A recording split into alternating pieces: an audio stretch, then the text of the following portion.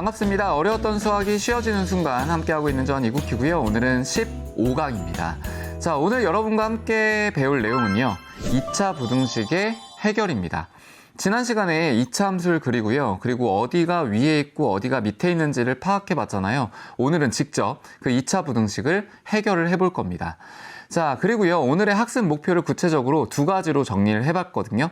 자, 첫 번째, x-a와 x-b의 곱이 0보다 작은 형태의 2차 부등식을 풀 수 있다. 이고요. 두 번째는 실생활의 예를 통해 2차 부등식을 푸는 것에 관심을 가진다입니다. 자, 관련된 영상 제가 준비했거든요. 잠깐 보고 오실게요.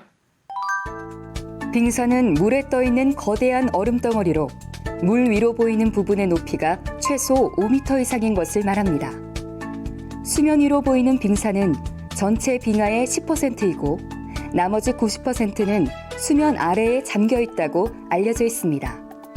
그래서 빙산의 일각이란 말이 생겼죠.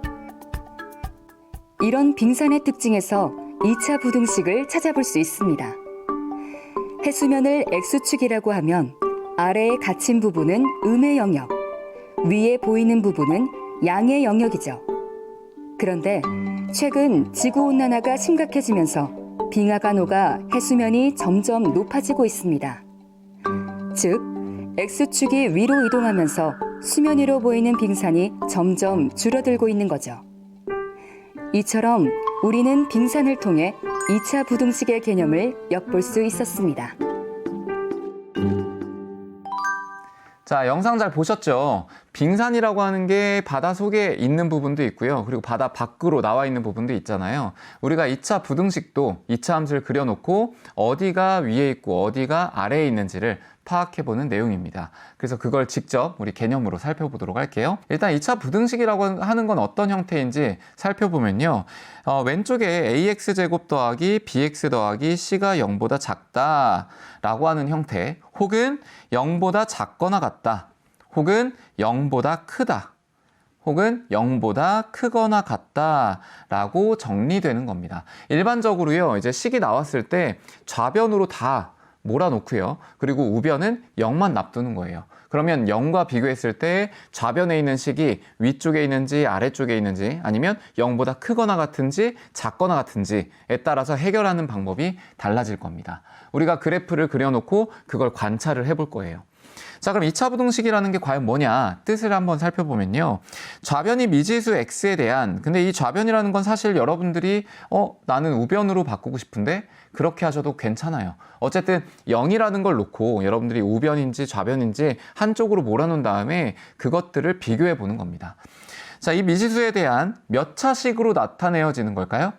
그렇죠. 여기 제목이 2차 부등식이잖아요. 그래서 2차식으로 나타내어지는 것을 의미합니다. 그래서 2차식으로 나타내어지는 부등식을 한 단어로 2차 부등식이라고 할 수 있겠죠. 이해되시나요? 자, 그러면 우리가 이걸 한번 살펴볼 건데 어떤 개념으로 이해할 수 있냐면 한 가지 인수분해되어 있는 걸로 보겠습니다. x 빼기 알파, 그리고 x 빼기 베타. 자, 그리고 얘가 0보다 작은 형태를 한번 볼 거예요. 됐을까요?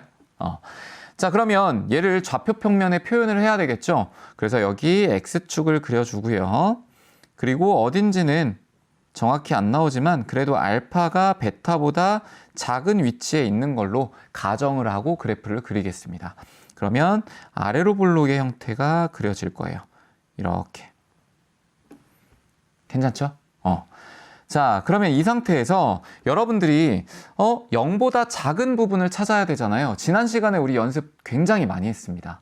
그렇죠? 0보다 작은 건 그래프상으로 x축보다 어디에 있는 것? 그렇죠. 아래쪽에 있는 것. 그래서 x축보다 작은 쪽에 있는 부분을 찾아볼게요. 여기죠.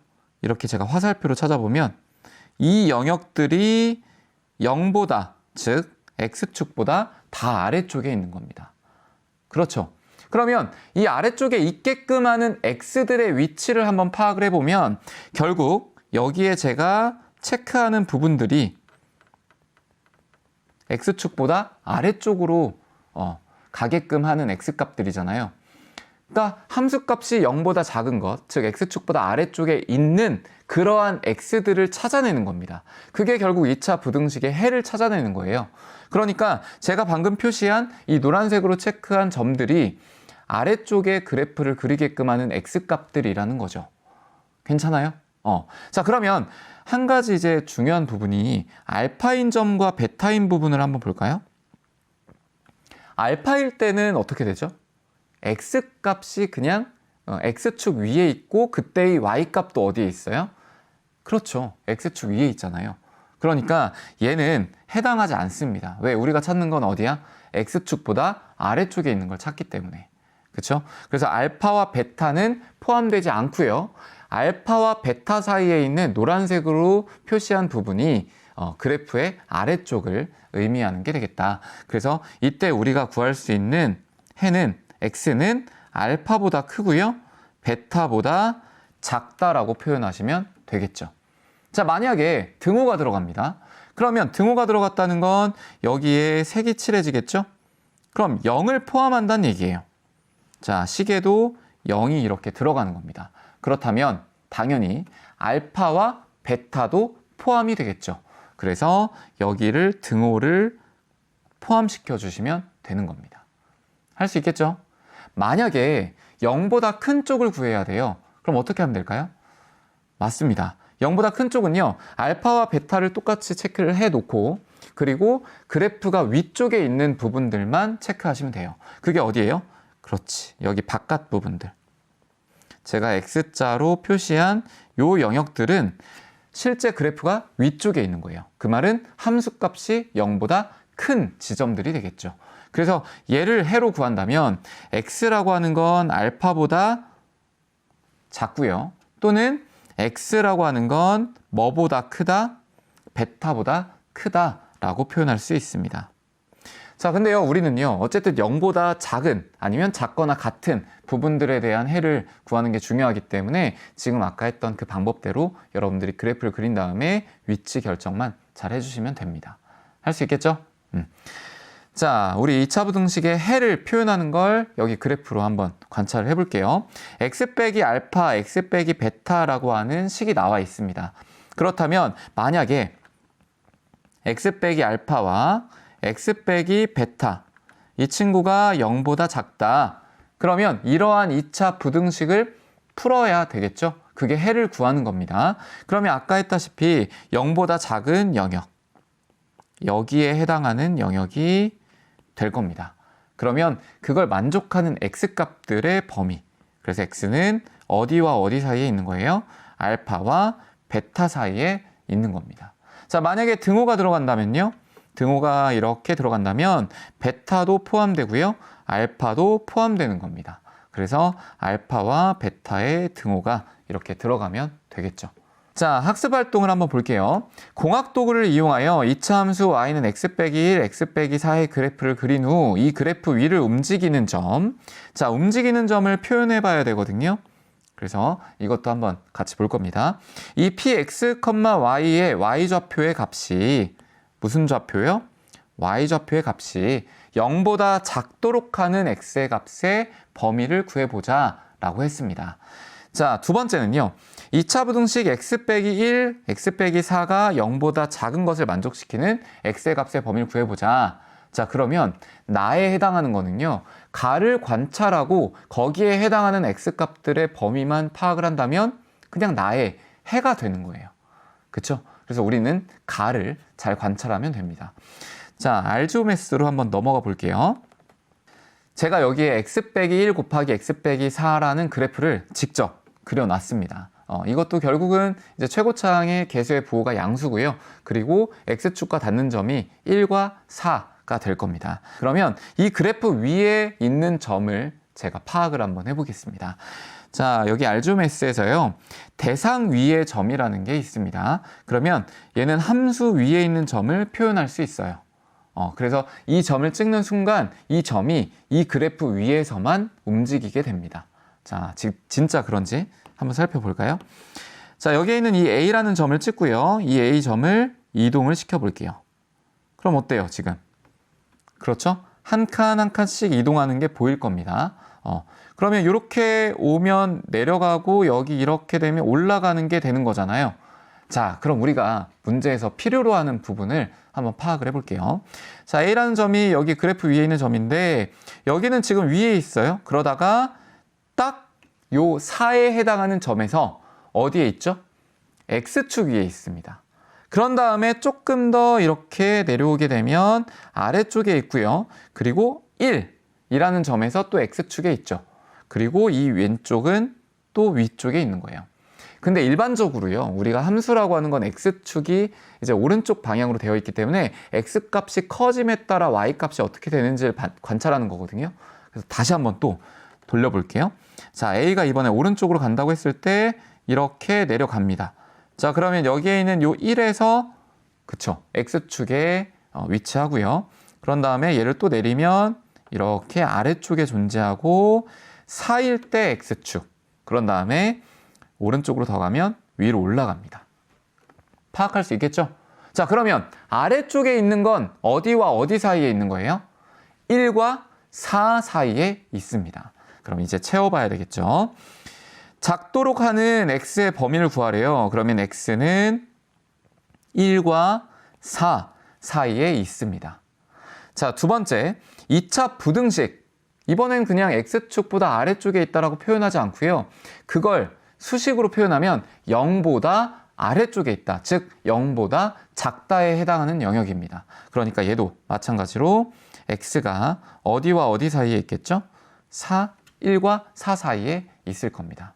자, 학습활동 이제 1번의 상황에서 2차 함수 y는 x 더하기 1, x 빼기 3에 대하여 다음 물음에 답해보자 라고 했습니다. 자, 결국은 똑같아요. 가도 y좌표의 값이 0보다 작거나 같아지도록, 그러니까 얘는 작거나 같아지도록 하는 x의 값의 범위를 구하는 거고요. 그리고 나는 2차 부등식으로 표현되어 있는 거예요. 그때 0보다 작거나 같은 그걸 만족시키는 x의 값의 범위를 구하는 겁니다. 자, 알지오메스로 한번 가볼게요.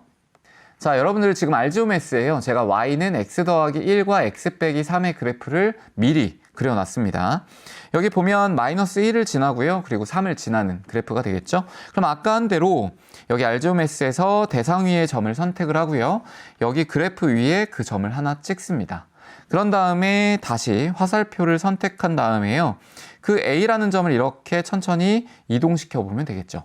자, 그럼 얘가 이렇게 내려가다가 그렇죠. X축에 닿고요. 그리고 더 내려가요. 그런 다음에 다시 올라오면서 3이라는 점에서 X축을 만나고요. 그리고 또 이렇게 쭉 올라갈 겁니다. 됐죠? 자, 그러면 결국 이 그래프에서 X축보다 아래에 있는 거, 그리고 X축과 닿아 있는 점, 어디가 되는 거예요? 마이너스 1부터 3까지가 될 겁니다. 수식으로 표현을 해볼게요. 0보다 작거나 같아지도록이라고 했기 때문에 X의 범위는요, 마이너스 1보다 크거나 같고 3보다 작거나 같다라고 표시하시면 됩니다. 얘가 2차 부등식으로 나와도 마찬가지가 되겠죠? 0보다 작거나 같은 그러한 X값을 구하는 거니까 X는 마이너스 1보다 크거나 같고요. 3보다 작거나 같습니다. 라고 표현하시면 충분합니다. 학습활동 2번으로 가볼게요. 다음은 바다 위에 건설되어 있는 현수교를 찍은 사진의 수평선을 X축, 현수교의 주탑을 Y축으로 두었을 때 그림에 있습니다. 현수 케이블이 나타내는 곡선은 다음과 같은 그래프입니다. 자, 수평선으로부터 현수 케이블의 높이 Y가 3보다 작거나 같아지는 X의 값의 범위를 구하라고 했습니다. 자, 그러면 이 문제는요, 지금 2차 함수의 형태로 나와 있기는 한데 뒤에 상수가 별도로 나와 있죠. 자, 그게 얼마예요? 3입니다. 이 3이 중요한 이유가요, x에 0을 집어넣으면 왼쪽에 있는 항은 다 0이 돼요. 그러면 남아있는 값이 3이죠. 그럼 결국 0을 대입했을 때 3이라는 값이 된다, 이런 얘기이기 때문에 우리가 문제에서 원하는 게 3보다 작거나 같아지는 영역의 넓이, 그러니까 그 범위를 구하는 거잖아요. 그러니까 이 y축과 닿아 있는 점을 기준으로 y는 3이라는 직선을 그리면 됩니다. 자, 한번 해볼게요. 제가 여기 위에 표시를 한번 해볼게요. 자, 여기에 있는 요 점이 3이 될 거거든요. 여기 그림에 있는 요점이 3입니다. 그러니까 나는 y가 3보다 작거나 같아지는 영역을 구해야 되기 때문에 여기에서부터 출발해서 직선을 그리시면 돼요. 그래서 이 값이 얼마가 된다는 거예요? 그렇죠. y는 3이 된다는 겁니다. 할 수 있겠죠? 자, 그렇다면 3보다 작거나 같아지는 x의 범위를 구하면 되는 건데 결국은 이 아래쪽을 의미하는 거겠죠? 여기. 제가 표시하는 이 부분이 3보다 작은 부분이고요. 같아지는 지점은 당연히 여기와 여기가 될 겁니다. 됐죠? 자, 그러면 x값이 일단 0부터 가능하고요. 오른쪽에 있는 그 점을 찾아야 되는데 y값이 3이 되는 다른 x값을 찾으면 되겠죠. 그래서 수식으로는 이렇게 생각하시면 됩니다. 이렇게 풀 수 있습니다. 6분의 1의 x에 x 빼기 6 더하기 3이요. 뭐보다 작거나 같은? 그렇죠. 3보다 작거나 같은 이라고 표현할 수 있고요. 결국은 3이 이렇게 사라질 거고 6분의 1의 x에 x 빼기 6 이 친구가 0보다 작거나 같아지는 영역과 똑같겠다. 그러한 점이 뭐예요? 그렇죠. 0과 6 사이가 될 겁니다. 할 수 있겠죠? 자, 그래서 이 친구의 답은 0부터 6 사이가 되는 겁니다. 확인 문제 2번을 한번 해볼게요. 두 변의 길이가 4, x인 직사각형 모양의 종이에서 한 변의 길이가 x인 정사각형 모양만큼을 잘라내고요. 남은 종이의 넓이가 3보다 크게 하려고 한대요. 자, 이제 식으로 표현하는 거 잘 기억해 두셔야 돼요. 다음 물음에 답해보자 라고 했습니다. 자, 그림이 있으니까 이따 표현하는데 어려움이 없겠죠? 가, 남은 종이의 넓이가 3보다 크다를 x에 대한 2차 부등식의 형태로 나타내보자 라고 했습니다. 자, 그럼 위에 있는 식을 잘 관찰한 다음에 한번 여러분들이 수식으로 끌어내 봐야 되는 거예요. 그러면 직사각형 모양의 종이에서 잘라내는 거기 때문에 첫 번째 직사각형의 넓이는 4x가 될 겁니다. 맞나요? 자, 거기에서 정사각형 모양을 잘라내는 거죠. 그러면 정사각형의 넓이는 이만큼이 되는 거예요. 그럼 이만큼은 x제곱이라고 표현할 수 있고요. 이 친구를 여기서 빼야 되겠죠. 그러면 남은 종이의 넓이가 되는 건데 이 넓이가 얼마보다 크게 돼야 된대요? 3보다 커야 된다고 합니다. 괜찮아요? 자, 그러면 한쪽으로 다 몰아주시면 되는 겁니다. 그래서 저는요, 좌변에 있는 걸 우변으로 먼저 다 넘겨놓고요. 그리고 나서 식을 정리해 볼게요. 그러면 여기가 0이 될 거고 x제곱 마이너스 4x 플러스 3이 될 겁니다. 자, 이때 좌변과 우변을 바꿔요. 그러면 x제곱 마이너스 4x 플러스 3이 0보다 작다라는 식이 나오겠죠. 자, 가에서 구한 2차 부등식에서 x의 값의 범위를 구해보자고 합니다. 자, 그러면 2차 부등식을 다시 한번 써보면 x제곱 마이너스 4x 플러스 3이 0보다 작은 겁니다. 그러면 인수분해가 될 거고요. x 빼기 3과 x 빼기 1 그렇다면 얘도 우리가 했듯이 그래프를 그린 다음에 파악해보면 되겠죠? 여기에 x축을 그리고요. 그런 다음에 1과 3을 표시합니다. 그래서 아래로 볼록인 상태를 그려보면 되고요. 이때 0보다 작은 영역이라고 했기 때문에요. 여기가 될 겁니다. 그럼 여기에 해당하는 영역은? 그렇죠. x가 1과 3 사이에 있다라고 관찰할 수 있겠죠. 자, 관련된 내용 뒤에서 정리 한번 해보도록 할게요. 자, 오늘 배웠던 내용 간단하게 정리해 보겠습니다. 일단 2차 함수를 그리고요. 그리고 그 2차 함수가 0보다 작다라는 식이 나오죠. 그걸 2차 부등식이라고 하는데 그 2차 부등식에서 A부터 B까지 해당하는 영역이 0보다 아래쪽에 있는, 즉 X축보다 아래쪽에 있는 부분이었습니다. 그래서 여러분들이 이 2차 부등식을 푼다라고 했을 때는 X-A 곱하기 X-B가 0보다 작은 영역, 그러니까 A부터 B까지를 구해주시면 되겠죠. 할 수 있겠죠? 자, 비슷한 문항들 제가 준비해 놨으니까요. 자료실에서 다운받아서 풀어보시고 그리고 제가 드리는 손글씨도 같이 한번 참고해서 보시면 될 것 같습니다. 고생 많이 하셨고요. 여러분들이 열심히 수학 공부하길 응원하겠습니다.